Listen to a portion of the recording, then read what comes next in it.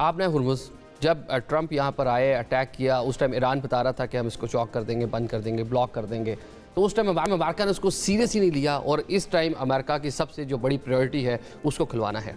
मैं ये नहीं समझता हूँ कि वो सीरियस नहीं लेते। मैं ये समझता हूँ कि वो बहुत सीरियस लेते हैं चीज़ों को, लेकिन वो अनफोल्ड इस तरीके के साथ करते हैं कि उनकी मर्जी होती है उसमें। अब इंटरेस्टिंग चीज़ ये है कि परसों से उन्होंने ये हुर्मुज़ का बयानिया बनाना शुरू किया। उन्होंने कहा जी कि ईरान कहता है कि हमने इसके अंदर सारी माइंस लगा दी हैं, तो ये बड़ा डेंजरस है चलने के लिए। अब एक तासुर जब मैं भी सुनूंगा, आप सुनेंगे तो आपको लगेगा। फिर उन्होंने कहा कि ईरान कहता है क्योंकि हमने माइंस लगाई हैं, हमें नहीं मालूम कि हमने कहाँ कहाँ लगाई हैं, बिकॉज ऑफ ये जो जंग हुई है हमारे से, वो आउट ऑफ कंट्रोल है। अब अभी आधा घंटा पहले उसने प्रोसेस हुर्मुज़ का स्टार्ट कर दिया और उसने एक रिपोर्ट ये है जो कि कंफर्म है तकरीबन कि उनके जहाज हुर्मुज़ के अंदर मूव कर गए हैं। और उसने जापान को, चाइना को और इवन ये जर्मनी और उनको कहा कि तुम लोग ये नहीं कर रहे थे तो मैं ये प्रोसेस शुरू कर रहा हूँ। और उसने प्रोसेस हुर्मुज़ का शुरू आप जो प्रोसेस की बात कर रहे हैं, क्या ईरान इस पे ऑन बोर्ड है? क्योंकि पाकिस्तान इनकलाब ने तो वार्न किया था कि इधर कुछ आया तो उसको उड़ा देंगे, और ऐसा किया भी, बहुत से मिसाइल्स उन्होंने फायर भी किए इब्राहिम लिंकन और जितनी वो वॉर मशीन यहाँ पर लेकर आए थे। मेरा ख्याल है कि कोई भी ऑन बोर्ड नहीं होगा। अच्छा, ये चीज़ वो होगी कि इसमें बस ये जब हो रहा है, अब उसको रोकें कैसे? क्योंकि वो ऐसी गुजरगाह है कि उस पर ये कोई नहीं कह सकता कि ये मेरे मुल्क का कब्जा है। उसने अपना वो प्ली पूरी बना ली कि जी, उन्होंने कहा जी माइंस लगी हुई हैं, फिर वो कह रहे हैं कि माइंस हम हटा नहीं सकते, हमें मालूम नहीं है। उसने कहा मैं आ गया हूँ जी, मैं हूँ ना। तो ट्रंप कहता मैं हूँ। असल दो इशूज से मोस्ट इंपॉर्टेंट हुर्मुज़ वाला, आई थिंक कि सुबह तक वो इशू नहीं रहेगा, अगले 12 घंटों में क्लियर हो जाएगा कि जब वो हुर्मुज़ के अंदर वो आ जाएगा।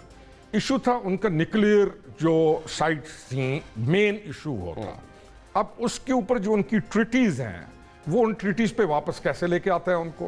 1967 की ट्रीटी है, 70 की दोबारा ट्रीटी है, फिर उसके बाद 2014 की है जिसको ट्रंप ने खुद बैकआउट कर गया उससे। लेकिन अब उसको ये कैसे हल करता है, नंबर 1। और दूसरी जो इन्होंने बात की, सबसे जो इंटरेस्टिंग और अच्छी बात है कि अमेरिका इनसे सैंक्शंस उठाना चाहता है, ईरान से। अच्छा, अमेरिका ये चाहता है कि ईरान मेन स्ट्रीम लाइन में आए और ये चीज़ें वो छोड़ दो और ये काम ना करो, और उसके बाद एक मॉडरेट किस्म का ईरान सामने आए और लोगों के ऊपर से वो सैंक्शंस हटाना चाहते हैं, और वो हटाएगा।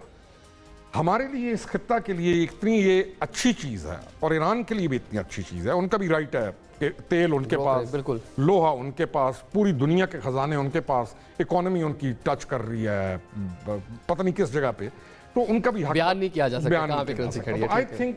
आई थिंक कि ये एक तो मुज़ाकरात कामयाब होंगे, दूसरा इस मुज़ाकरात को डीरेल करने के लिए जो एक्सट्रीमिस्ट एलिमेंट्स हैं वो कम होंगे, मॉडरेट एलिमेंट्स को ज़्यादा तवज्जो दी जाएगी। हुर्मुज़ बहुत सानवी इशू रह जाएगा, न्यूक्लियर रहेगा, और फिर इनसे वो उठाएगा, और कुछ ये मेरे ख्याल में कुछ दिनों में ये चीज़ सेटल हो जाएगी। लेकिन ये मुज़ाकरात कामयाबी की तरफ जाएंगे, this is what I think. ठीक है खान साहब, अमेरिका क्यों चाहेगा कि ईरान के ऊपर से सैंक्शंस जो हैं वो उठाई जाएँ? बड़ा कंट्रोल रखा उसने ईरान को, उनकी इकॉनमी बड़ा सफ़र किया है, लोग बड़े परेशान हैं वहाँ पर। बल्कि आपने देखा कि चंद माह पहले तक मुजाहरे हो रहे थे, अमेरिका उसको बैक कर रहा था, सपोर्ट कर रहा था। तो अमेरिकन खुद से क्यों जो पाबंदियाँ माजी में लगाई हैं उसको लिफ्ट करेंगे?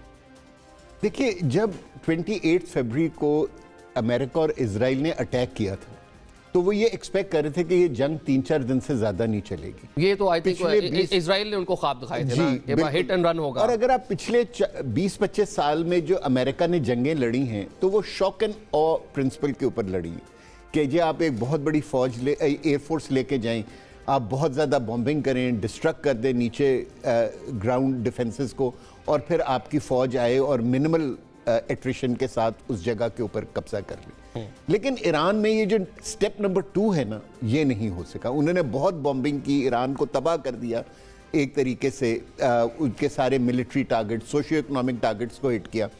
लेकिन उसके बाद भी उनको इतनी हिम्मत नहीं हुई कि वो उस जगह बूट्स ऑन ग्राउंड करें। तो जब तक आप बूट्स ऑन ग्राउंड नहीं करेंगे तो कुछ भी नहीं होगा।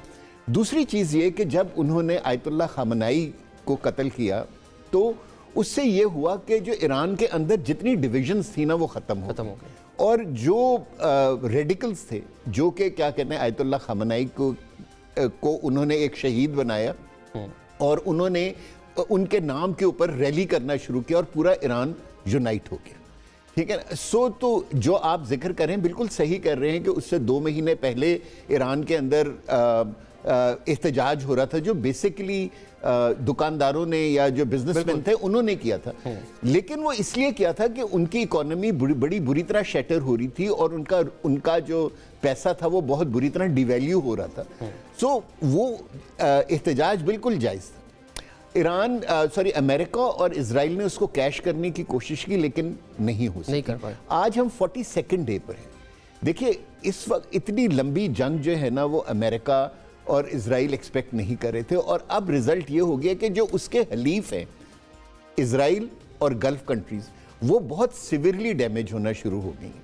पहले मिलिट्री टारगेट्स थे इन गल्फ कंट्रीज पे, और इजराइल में मिलिट्री टारगेट्स पहले 2 हफ्तों में ख़त्म हो गए थे। लेकिन अब जब सोशियो इकोनॉमिक टारगेट्स हिट होना शुरू हुए, जिसके अंदर ऑयल रिफाइनरीज, डीसैलिनेशन प्लांट्स और एयरपोर्ट्स और दूसरी चीज़ें थी, तो ये जो सारा गल्फ था ये तो बना ही इस बबल के ऊपर था कि ये दुनिया का सबसे महफूज तरीन इलाका है। और इसीलिए दुनिया भर के जो बड़ी कंपनीज थी उन्होंने आके दुबई में और दूसरी जगह सऊदी अरेबिया में अब जो नियोम बन रहा था उधर आके उन्होंने इन्वेस्टमेंट करनी थी। लेकिन जब ये अब जंग इतने दिन खिंच गई है तो अब गल्फ कंट्रीज जो हैं वहाँ से सारे फॉरेनर्स निकल गए हैं, उनकी इकोनॉमिक एक्टिविटी ज़ीरो हो गई है और पूरी दुनिया जो है वो एक रिसेशन में चली गई है। आप देखिए कि ना सिर्फ वेस्ट में बल्कि far eastern countries like Japan, Australia, New Zealand, Indonesia, Malaysia, India, यहाँ लाइनें लगी हुई हैं पेट्रोल पंप्स के ऊपर, और एक पूरी दुनिया में एक रिसेशन से आ गई।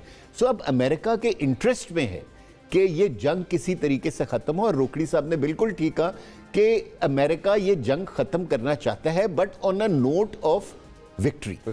सो मेरे ख्याल में पाकिस्तान की मॉडरेशन की बेराज ये होगी कि हम एक इस तरह का मुआहदा करा दें कि दोनों पार्टी ये सोचें कि जी के हमने अपने अपने मकासद हासिल कर लिए जो कि पॉसिबल है।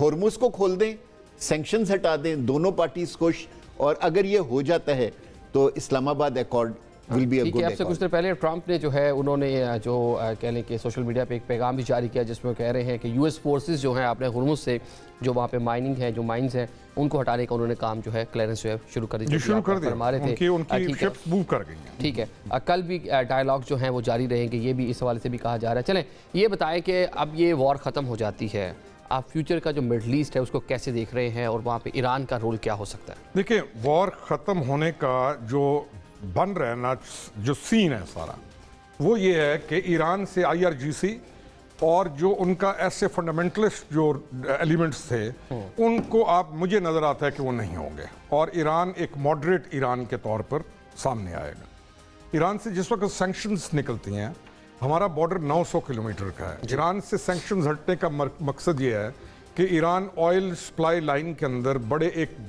ज़बरदस्त तरीके से उसका काम शुरू हो जाएगा और उसकी अपनी इकोनॉमी जो है बहुत जल्दी खड़ी हो जाएगी। दूसरी तरफ मोहम्मद बिन सुलेमान ने उसने अपनी जो कमांड है उनकी एज ए क्राउन प्रिंस और सऊदिया को, उसमें इस अरब वर्ल्ड में मोहम्मद बिन सुलेमान पॉलिटिकली लीड ले गए हैं, और तमाम चाहे कतर है चाहे दीगर ममालिक हैं, अगर वो थोड़े थोड़े दूर भी थे तो वो सारे इस वक्त सऊदिया के झंडे तले आ गए। हम अगर पाकिस्तान को देखें तो आपकी 4 दिन पहले की कोर कमांडर्स कॉन्फ्रेंस के अंदर का जो एलामिया है वो इतना वाज़ेह और इतना एलानिया है कि आप सऊदिया के साथ आपने अपना ऐलान ओपनली आप उनकी हिमायत में आ गए। और आज सऊदीज जो हैं लगातार बता रहे हैं कि पाकिस्तानी फोर्सेज जहाज ये डिप्लॉय हो गए सऊदिया में। तो ये सारी चीज़ें आप देखें तो इससे आने वाले दिनों में अमन नज़र आ रहा है। अब प्रॉक्सीज को भी ईरान ने कहा है कि मैं कंट्रोल करूंगा। प्रॉक्सीज ऑटोमेटिकली कंट्रोल हो जाती हैं अगर हब कंट्रोल हो जाए। तो ये जंग जो है आफ्टर ये सैंक्शंस के उठने के बाद, हाँ, UAE के लिए ट्रबल नजर आती है, क्योंकि UAE में गोरा जो आया हुआ था उसकी वजह से रौनक थी, और गोरा वापस जब जाता है और वो वापस नहीं आता कि हम पाकिस्तानी ना जाएंगे, को गड़बड़ भी हो गई फिर चले जाएंगे, गोरा एक दफा जगह छोड़ जाए तो वो वापस नहीं आएगा। UAE कैसे अपने आप को निकालता है इस चीज से, ये क्वेश्चन है। लेकिन बाकी रीजन आई थिंक कि इस जंग के बाद बहुत अमन की तरफ चला जाएगा, तो हालात बेहतर हो जाए। बेहतर हो जाएगा। खान साहब, आप क्या फोर्सी कर रहे हैं कि जंग ख़त्म होती है, मिडल ईस्ट नया मिडल ईस्ट बनेगा, ईरान जो कहने के माजी में अरब ममालिक को भी उसे तहफ़्फ़ुज़ात रहे हैं कि अपनी प्रॉक्सिस के ज़रिए वो इलाके को कंट्रोल करता रहा है, क्या वो सारी चीज़ें ख़त्म हो जाएंगी? देखिए, मैं वो ऐड करूंगा जो रोकड़ी साहब ने कहा है। देखिए, पिछले 30-40 साल से अरब ममालिक के अंदर और ख़ासतौर पे गल्फ़ के अंदर अमेरिका और इजराइल ने बिलियंस ऑफ डॉलर्स के वेपन्स बेचे ईरान को एक हवा बना के, ठीक है ना। दूसरा, उन्होंने 2 मिथ्स क्रिएट किए उधर। एक मिथ थी कि जी कि अगर आप अमेरिकन कैंप का हिस्सा बनते हैं या वेस्टर्न अलायंस का हिस्सा बनते हैं तो आपको हम एक फुल प्रूफ सिक्योरिटी प्रोवाइड करेंगे और ईरान आपको कभी अटैक नहीं कर सकेगा, ठीक है ना। और क्योंकि अरब कंट्रीज़ जो है वो बहुत स्मॉल कंट्रीज़ हैं, उनकी फोर्सेस बहुत स्मॉल हैं, सो उन्होंने ईरान के अंदर अमेरिका के कवर को एक अपने लिए गारंटी समझा। दूसरा जो एक मिथ बनाई इजराइल ने इस इलाके में 1973 की जंग के बाद, उन्होंने ये अरबों को कन्विंस किया कि जी कि हम तुमसे बहुत आला हैं और हम जो हैं हमारी फोर्सेस बहुत स्ट्रांग हैं और हम जब चाहेंगे हम किसी भी मुस्लिम मुल्क को पकड़ के उसके ऊपर यानी कि हम चढ़ाई कर सकते हैं और हम वहाँ हुकूमतें भी तब्दील कर सकते हैं। और वो ये करते आए हैं। ख़ासतौर पे आप लेबनान को देखें, सीरिया को देखें और दूसरी कंट्रीज़ को देखें। ये दोनों मिथ्स टूट गई हैं क्योंकि अब गल्फ कंट्रीज़ को ये अंदाज़ा हो गया है कि अमेरिका उनको फुल प्रूफ सिक्योरिटी प्रोवाइड नहीं कर सकता ईरान के खिलाफ। सिमिलरली लोगों को ये भी अंदाज़ा हो गया है गल्फ कंट्रीज़ के अंदर कि इजराइल जो है वो इनडिस्ट्रक्टिबल नहीं है, उसके ऊपर भी बम गिर सकते हैं, उसकी भी बिल्डिंग्स गिर सकती हैं, उसके लोग भी मर सकते हैं जिस तरह गाज़ा और लेबनान में मर रहे हैं, ठीक है ना। सो जब ये दोनों मिथ्स टूट जाती हैं तो मैं आपसे इस फुली एग्री करता हूँ कि जब भी पीस आएगा इस इलाके में एक नया मिडिल ईस्ट जन्म लेगा। रोकड़ी साहब ने बिल्कुल ठीक कहा कि Saudi Arabia will probably lead the Muslim world and the Arabs in that region, लेकिन अब जो है उनको ये भी एहसास हो गया है कि हमें अगर वेस्ट के साथ ताल्लुकात सही रखने हैं लेकिन हमें ईरान के साथ भी अपने ताल्लुकात को सही रखना होगा। सो ये जो हमारे मुसलमानों, हम इसको मैं तो एक सिल्वर लाइनिंग के तौर पे देख रहा हूँ कि जो ये अगर ईरान और सऊदी अरेबिया एक पेज पर आ जाते हैं किसी भी बैनर OIC के नीचे या किसी और डील के नीचे या आ जो जाते एक हैं, मुस्लिम नेटो बनाने की बात हो रही है, तो एग्जैक्टली तो that would be the next step. अगर वो सिर्फ अपने डिफरेंसेस को खत्म कर देते और डिप्लोमेटिक रिलेशंस आपस में कायम कर लेते हैं तो जो मुसलमानों के अंदर मैं कहूंगा वेस्ट ने सबसे बड़ी डिवाइड क्रिएट की थी जो कि फिरका वारियत की डिवाइड थी, वो डिवाइड खत्म हो जाएगी। जब वो डिवाइड खत्म हो जाएगी तो फिर मुसलमानों को एक पैसिव नेटो बनानी चाहिए, जो कि मेरा ख्याल है कि पाकिस्तान हमेशा से इसको प्रमोट करता आया है। पैसिव नेटो का मतलब यह है कि हम एक एग्रेसिव नेटो नहीं बनाना चाहते जो दूसरे मुल्कों को अटैक करे। हम सिर्फ ऐसी नेटो बनाना चाहते हैं या ऐसी डिफेंस ऑर्गेनाइजेशन बनाना चाहते हैं जो मुसलमान कंट्रीज पे दूसरी कंट्रीज को अटैक करने से डिटर करे, एंड इन पर्टिकुलर इजराइल, ठीक है ना। अगर वो नेटो बन जाती है या वो डिफेंस ऑर्गेनाइजेशन बन जाता है तो वो मेरा ख्याल प्रोबेबली ये जो इस जंग में मुसलमानों ने जितनी तकालीफ देखी हैं, पैलेस्टीनियंस ने पिछले 2 साल में जितनी तकालीफ देखी हैं, that would be the best outcome of all those things. क्योंकि जब तक मुसलमान अपनी टांगों पे खुद खड़े नहीं होंगे, अपने ह्यूमन रिसोर्स के ऊपर खुद यकीन नहीं करेंगे, कोई दूसरा मुल्क, खासतौर पे वेस्टर्न मुल्क आके आपको डिफेंड नहीं कोई कर आपकी सकता। सिक्योरिटी की जमानत आपको नहीं दे सकता।